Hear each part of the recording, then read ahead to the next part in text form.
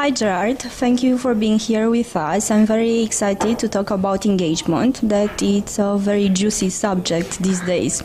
So the first question for you is, what's your opinion on engagement? Why do you think that it's important? Hugely important. I wouldn't even say important, I would say hugely important. Okay. And the reason is engagement is what creates excitement and energy in the business. And it is so obvious that when you walk into a business where the employees are engaged, that you can feel an energy about the business. Mm-hmm. And energy drives a momentum and makes the company go forward.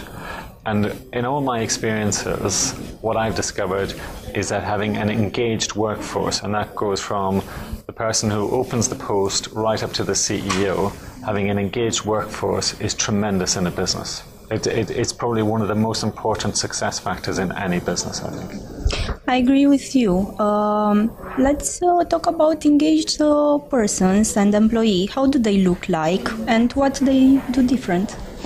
What do they look like? I suppose mostly what they look interested in what they're doing. They look interested in the business. And what for me they do differently is that they continually ask questions. They want to know why. They're never satisfied. They want to understand, why are you doing this? Why would you do that? And the other thing about engagement is behaviors that you see are people being more creative, and they come out with suggestions. We do it this way, but I think if we did it this way, it would be far more effective. So I think mostly the behaviors that you see are quite subtle, but they're around people's willingness to ask questions and then come out with their own suggestions and solutions. Mm-hmm. So this is the success kick factor. So just ask a lot of questions, be curious, and have your creativity right here. Yes, and the reality is, some people think it's up to the senior management, the most senior management, to create the ideas and to give the direction. And to some extent that is true, but actually some of the best ideas in a business come from people who are nowhere near management because they probably understand the business a lot better. They do it every day of the week. So be willing, be brave, go out there with your suggestions. Somebody might turn around and say, I'm not interested. But if you go out with 10 suggestions and one is a good one, that would be fantastic. I might add something that you said today in your speech to our colleagues in head office, that it's okay to make mistakes. Absolutely, and some of the best learnings I've had are from mistakes that I've made, and I've made a lot of mistakes. So I've learned a lot as I've gone along. And the really important thing about mistakes is that when you make a mistake, be willing to put your hand up and say, look, this is my error. Get somebody to help you to understand it, and then just make sure the mistake doesn't happen again. But always be willing to say, if it's your responsibility, but just learn from it and then move on. That's a great advice. Thank you. Moving further, you have a great work experience and great life experience. And we want to ask you if you can share with us from your past, if you had some actions that raised engagement into your teams, and if you can give us more details. Well, some people think about engagement as, going out with a group of people from work and going to the pub, or going on an off-site meeting that's got lots of activities. And those things do create engagement. But the reason they create engagement is it allows people to have a better understanding of each other. So what I've seen in the past are the most successfully engaged teams are teams that actually know each other as individuals, but they also have a very common interest and common understanding of what the business is trying to achieve.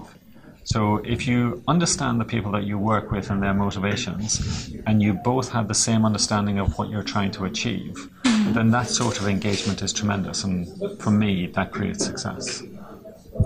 Thank you.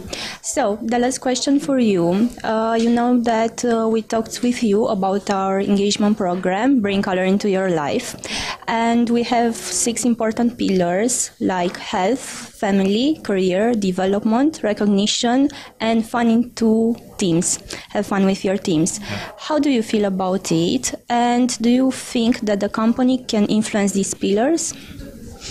Well, I guess what I said to you yesterday when I saw it was, A, it was very colourful. I liked it. I think it's a huge amount of work, but I think the motivation behind it is tremendous and the concept is really good. The pieces about family and health, now to some extent the company can influence that, but I do think it's very important for every individual to hold themselves accountable for part of that. So it's important to have a good balance between work and home. Now some people call it work-life, but I call it work-home balance because, you know, you're alive when you're at work, hopefully.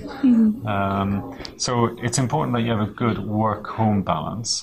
It's important that you do take care of your health. You know, I personally do a lot of cycling because it gives me energy and keeps me fit and engaged. Very nice. And so it's important that I think you make sure that those things are in balance. And then in work, the piece around being engaged and involved and working with your team, the company has a big part to play in that, but you equally as an individual need to make sure that you're participating.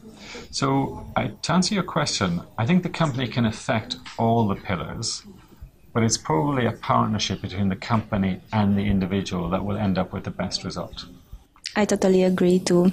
Thank you very much, Gerard. It was a very nice session, and we wait for you again in Romania. Thank you.